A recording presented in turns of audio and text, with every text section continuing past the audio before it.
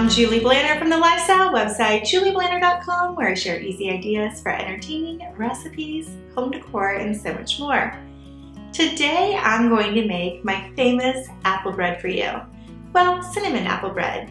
You may have seen this on Pinterest because it has become such a sensation.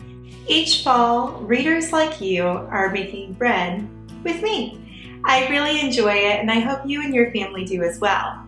This recipe is an easy adaptation of my sweet bread and my cinnamon bread, and really 35 of my other quick bread recipes that require no yeast. What that means is no fuss, no mess, just delicious bread in about 5 minutes hands-on time, and they're perfect for gifting. It yields 6 miniature loaves or 2 1-pound loaves. You can always use the feature in my recipe card to double and triple the recipe as well, because you may want some extras. It also freezes incredibly well. You can freeze it for up to 3 months, which makes it really great for pulling out for a last-minute breakfast or a snack when you have company. Let's get started.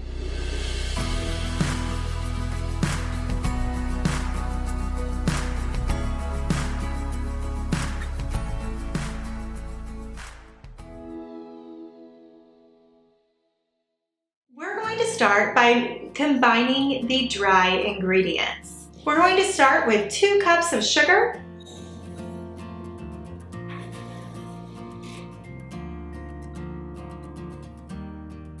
and we're going to add 4 cups of flour.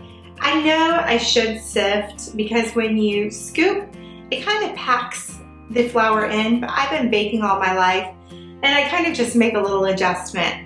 But if you want the lightest, fluffiest bread, you can sift.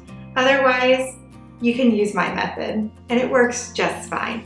This bread is truly delicious and foolproof.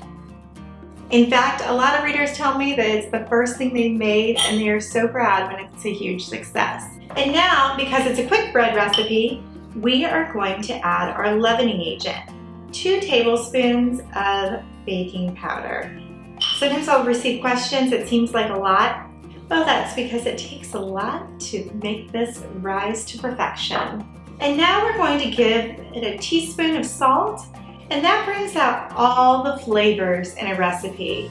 I love adding a little salt to all of my baking. And of course, cinnamon. Wouldn't be cinnamon apple bread without the cinnamon. 1 teaspoon goes inside the bread, and we'll add some more later on top. Now we're just going to stir this to combine, and we'll set it aside.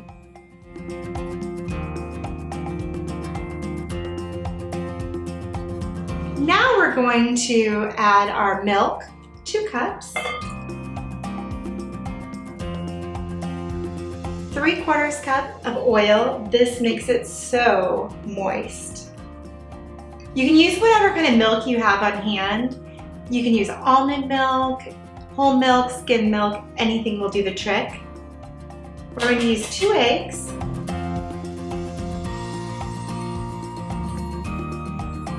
And we're going to whisk or stir until just combined.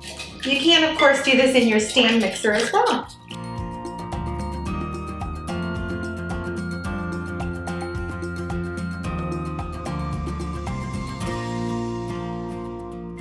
Now we're going to gradually add our dry mixture to our wet mixture to create our batter.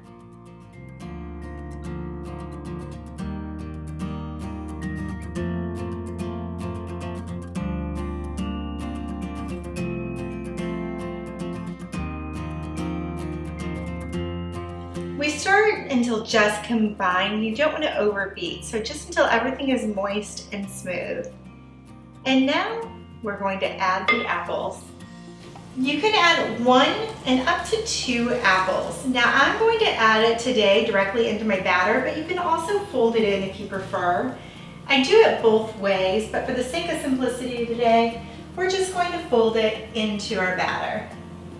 I know some people like a little extra apple, and others think 1 is just enough. Now we're going to pour our batter into our greased loaf pan or miniature loaf pans. If you're using miniature loaf pans, I like to place them on a cookie sheet. It just makes it easier to get them all in and out of the oven. We're going to fill each about 2/3 full. We want to leave plenty of room to compensate for rise. Now we're going to top it with cinnamon sugar, the perfect ratio to really take this bread over the top.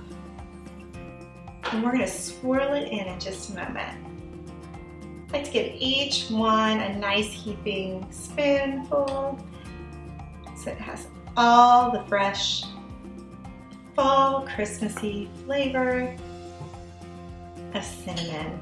Adds that nice touch of warmth. And now we're just going to swirl it in.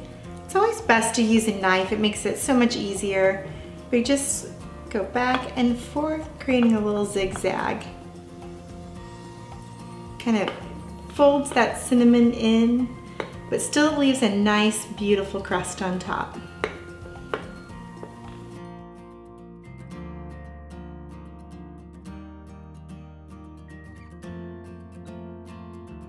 We'll bake these in a preheated oven for about 40 minutes at 350 degrees. Now, of course, if you're using an alternative vessel, you can find all the details below.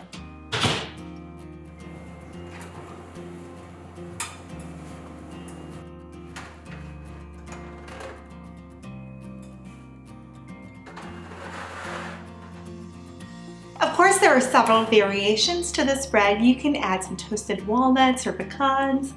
As I mentioned before, extra apple, whatever kind you particularly love or have in hand, and a glaze. My signature glaze really makes this stand out if you're taking it to a dessert level. As always, you can get the full printable recipe at julieblanner.com.